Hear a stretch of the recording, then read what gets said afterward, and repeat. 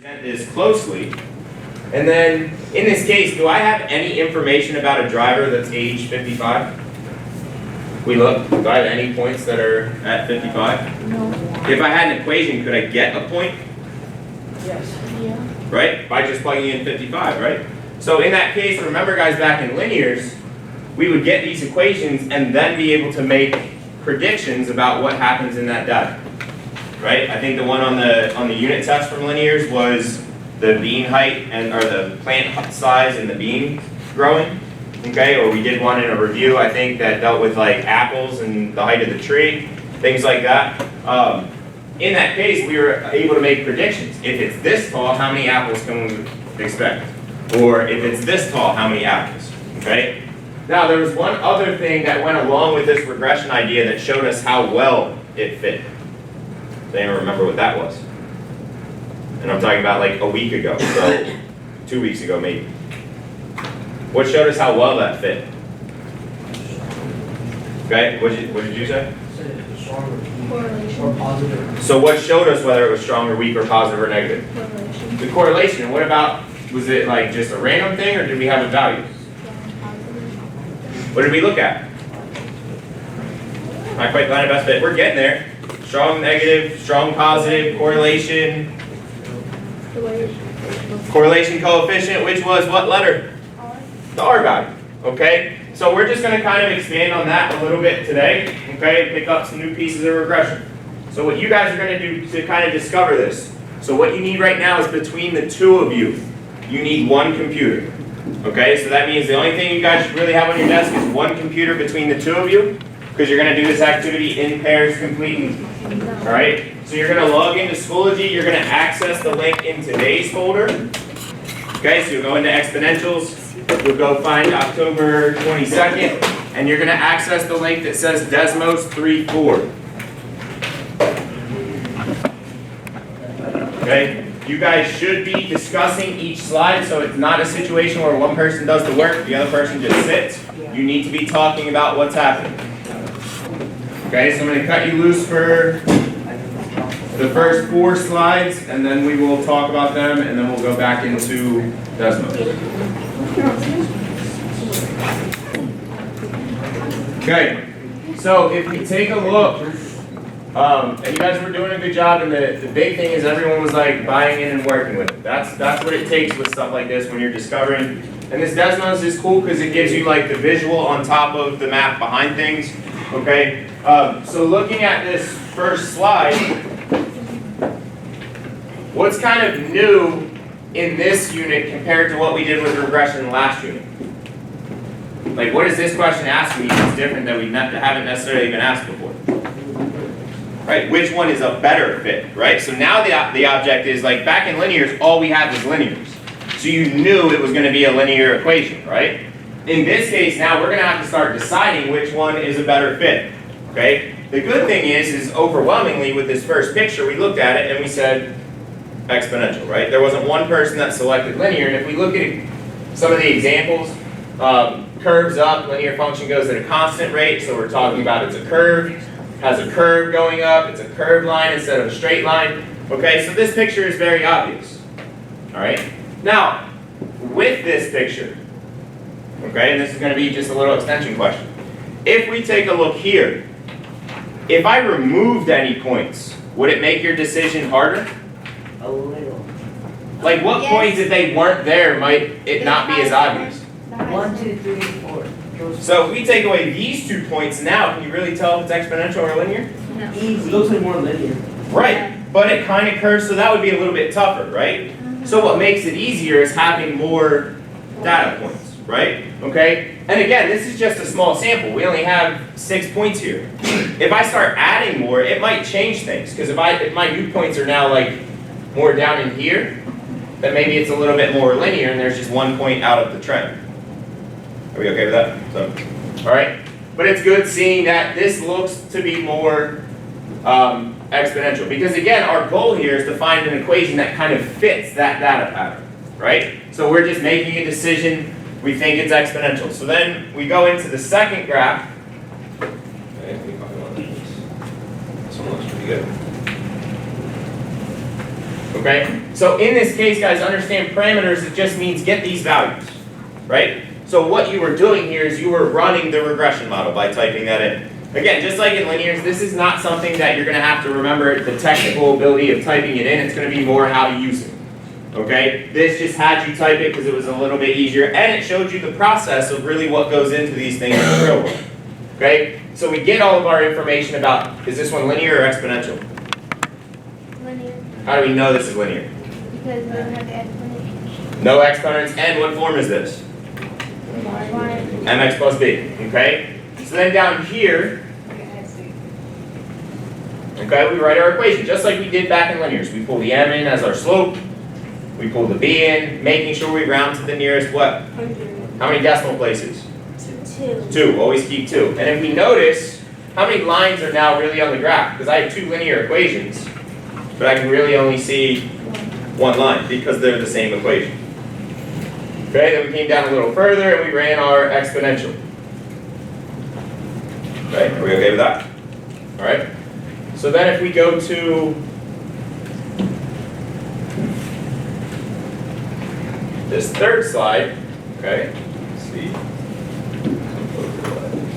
Alright, it'll be easier seeing here. If we have it on the graph, okay, and we're looking at this picture, these are our results of our regression minus the blue line. Which line looks like a better fit? Why? Right? This curve is a lot closer to all of the points than the line is, right? The line's really close here, but that's kind of it, right? So this curve is a better fit model. Can we see that? Are we okay? All right, and then this last one, once you decide, let's go to this one. Once you decide which one's the better fit, how do we answer this question? What's that telling us to do? So plug in 17 for x, right? So we just go to our equation, we plug in 17, so we plug in x, we get out y. So in this case, let's take a look. This coordinate point is really close to that line, but it's just off a little bit. Why? Rounded. 19,183.036666029 is a little bit different than 19,183. Okay? But by having the equation, now we can produce new data points that fit this data a little bit better. Okay? Alright, so what I'd like you guys to do now is go ahead, now that we've talked a little bit, go ahead and work through slides 5 through 9. So make sure you go to slide 5 and talk with your partners about slides 5 through 9.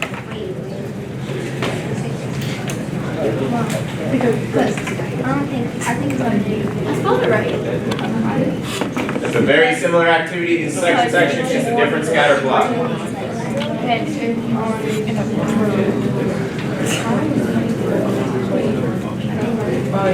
And with this, guys, if there's a disagreement and you really can't come to an agreement, put both reasons in. So if one of you's saying exponential or one's saying linear, you can just click one of the two, but in your explanation say, one of us was saying this for this reason, one of us was saying that for that reason. Okay? So be as detailed as you can in those first answers.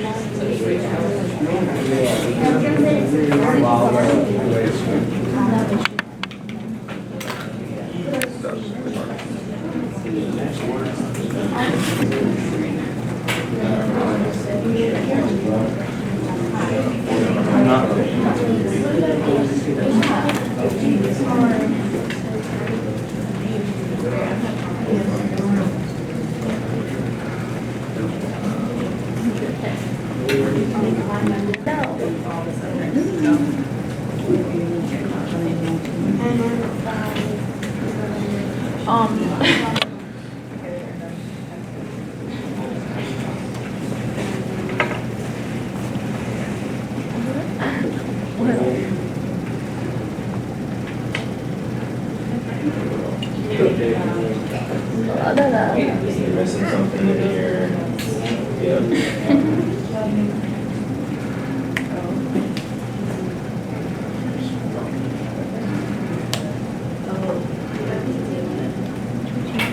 You're also missing something in the blue ones that you're read the instructions carefully for what you type. Really? But I was like 14. Now it's right If I'm going to high school math and I'm 2 years old, I would never. I'm sorry, I'm hitting your chair.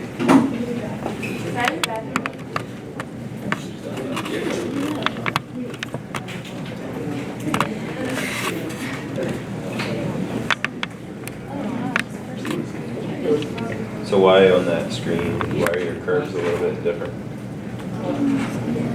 Because like, the mom doesn't get it. I'm actually not anything about that. She's a better fit. The long one. Because the curves don't touch any dots, basically. Yeah. Except one. And then the linear one has like 2 Not dots. saying that much. Always.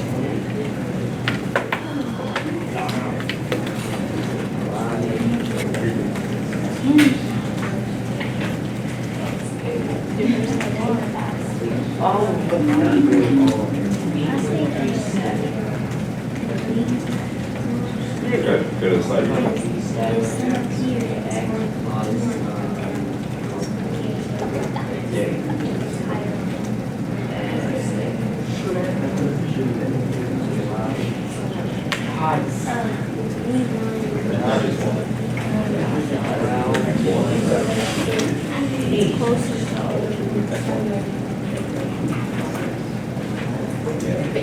And that's what we should. So at this point, phones away, all that kind of stuff. If you were done early, I was okay if you took it out for a minute, but now it's gotta go away.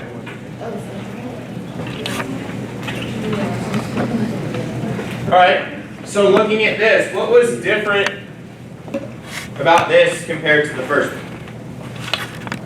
Was it the same scatter plot, different scatter plot? Different scatter plot, okay? And we had 11 of you guys said linear. Did anyone have any arguments? Anyone put both down here? Curve, okay. So it looks like everyone pretty much settled on linear, okay? But in that case, I heard like, Amani and Maddie, were you guys right away like both linear? Yeah. Right away? Or were you saying exponential and then linear and then we talked about it? Was that you guys? Okay, so there was some wiggle room, okay? So in that case, where it's not, is this as obvious as the first picture? No, because like, yeah, it looks like they're kind of in a linear pattern, but then like, they're kind of curving, right? So it might be a little bit tough, okay? But it was the same idea as we go through, if we take a look, okay? You were typing in and it looked like we're getting better with pulling the equation. So just remember guys, when it's asking for the equation, it comes from these parameters, okay? Where m is the what? Slope, b is the y-intercept, okay? Down here in our exponentials, a is the what? A is the what? Y-intercept, Starting point, y-intercept, b is the growth factor. growth factor. Is there a slope here? Okay? Now the only thing I'll say is make sure when we're working with exponentials, you do click this log mode. Okay? The reason is, if we have it unclicked, our R value goes away. Okay? Alright? Why in this case here, if we look at these parameters, why aren't these curves exactly on top of each other? We rounded. Rounded, right? 3201 to 32, 1245 to 12, that's going to throw it just a little bit. Okay? But looking at it, okay, if we go into this slide here, okay, we saw the lines closer to more dots, green line is more, it connects to more points than the blue curve, connects more data points. So in this case, it does look, if you look at this picture, it does look a little bit better for linear than exponential, but is it a lot better? No, because you could argue like the curve is really close to this data point, it's through that one, really close, really close, really close. Okay, so it is a little bit tougher to see. Okay, now if we down here again, how do we deal with something like this? what would you have to do first before you could start using this 7? What decision do you have to make? Which one you're gonna use? Which one you're going to use, which one's a better fit, right? So in this case, if you chose the linear, you would be using the linear equation and plugging in 7 for x, okay? Again, understand guys, where's the coordinate point come from? The equation. How from the equation, Allison? The x and the y. The x is what you plug in, the y is what you get out. And if you notice, this coordinate point should land where? On the line you chose. On the line that you chose. So if you chose the exponential model, it would have been on the exponential curve. Since this was the linear model, it was on the linear curve. Okay? But the big idea is sometimes it's not easy. Okay? Sometimes, like you saw in the first picture, it's very obvious. That was very obviously exponential. Okay? In this picture, you could kind of argue either way. Alright? I would agree linear is a little bit better of a fit for the reasons you gave. It's touching more of the points, it's closer to more of the points, those kinds of things. Alright? But it wasn't as easily seen here. So what else can we use? Is the key. What else in regression tells us how well something fits the data? Correlation coefficient. Bingo. Correlation coefficient, right? Remember back in linears, we were deciding which one was a stronger relationship. You looked at the R value. And how does the R value tell us? If it's closer to 1, okay? So if it's closer to 1. So one thing here, which line is closer or touches more points? What if they both touch a lot of points? Is this a good strategy? No, thank you. Okay. See what the lines would look on the graph. Again, if it's that last situation, or maybe even a little bit closer, is this easily told? Can we use the graph? No. But in this case, understand when you look at these,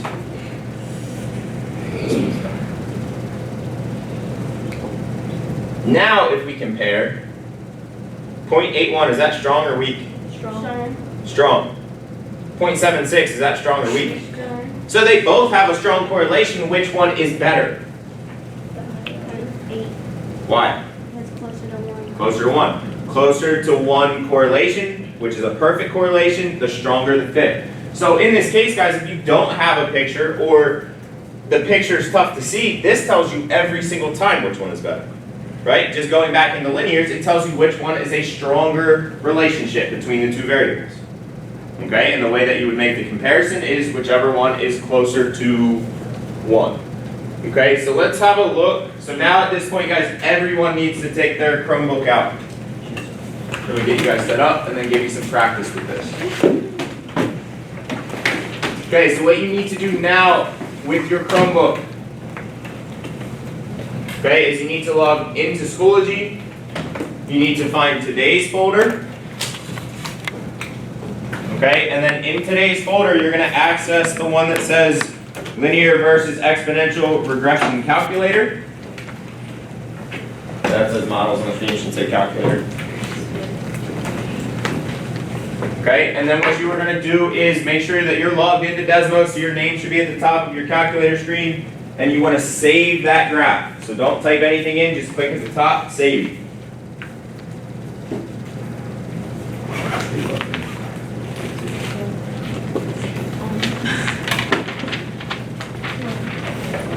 Okay? Just click save. It should. Mine's so broken.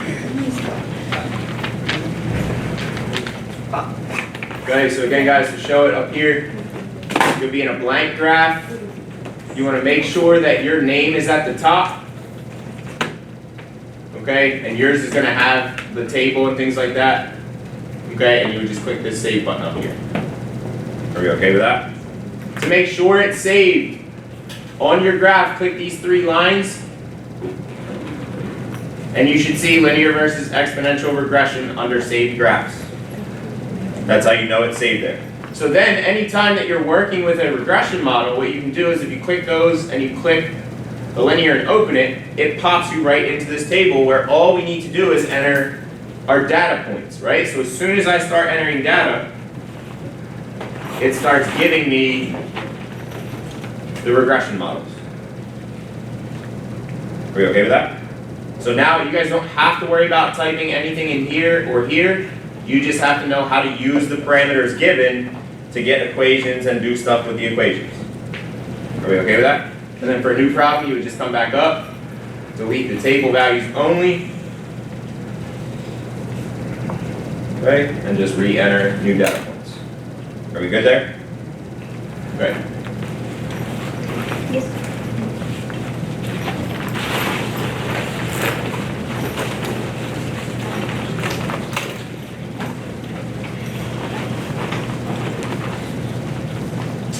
Guys, you're going to be using your Desmos calculator to deal with linear and exponential regression.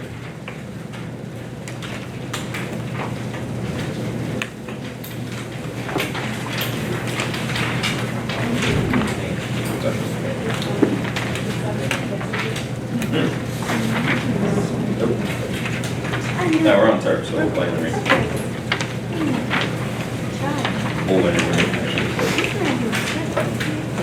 Alright, so with this worksheet, guys, they kind of work the same. So you're working with this table in Desmos where it says parameters.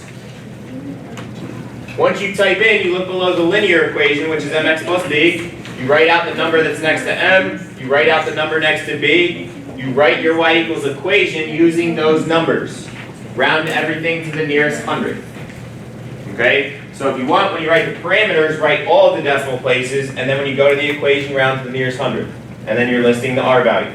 The thing to be sure of in exponentials, make sure you click log mode every single time. I don't think that will stay clicked for you. So under the exponentials, you want to make sure once you get your whole table in, that you click log mode. That's the only thing I don't know if it's safe for.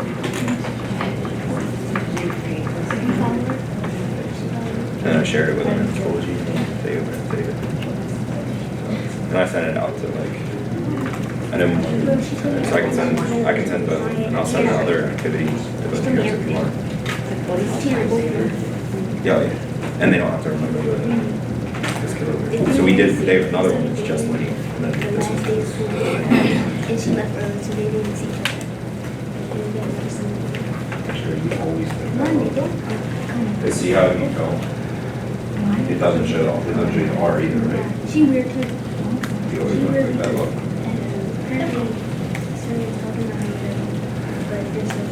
Okay, again guys, when you do your exponential, always click log mode. If you don't, you won't see an R value. Wait. Use these numbers and write the equation. Okay, so again on this worksheet guys, these are the numbers that come from your regression. Where it says y equals, I want you to write the equation using these numbers. So linear would be mx plus b, this would be a times b to the x. So whatever you don't finish of this in class becomes homework. We'll start class by doing an in-context problem with regression. Okay, go over the homework and then we'll be into review.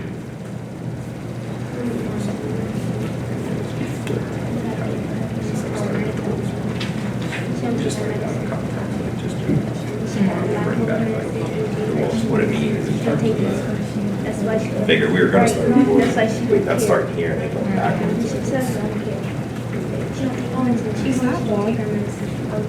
No, y equals, so that's your equation, right? So you have your slope, you have your y. Remember how you were typing on the next line down, you type your equation? These are your, so this is the equation using these numbers. Yeah, let me show you. Guys, look here, let me show you an example from what you just did on Desmos to kind of help.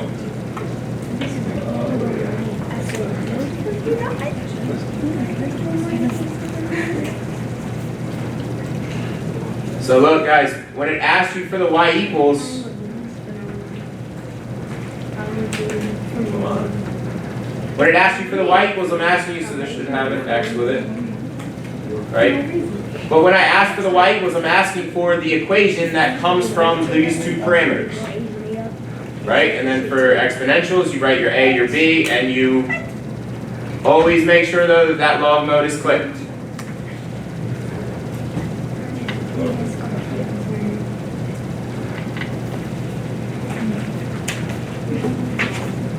That's what I'm used to, like, remember how in here?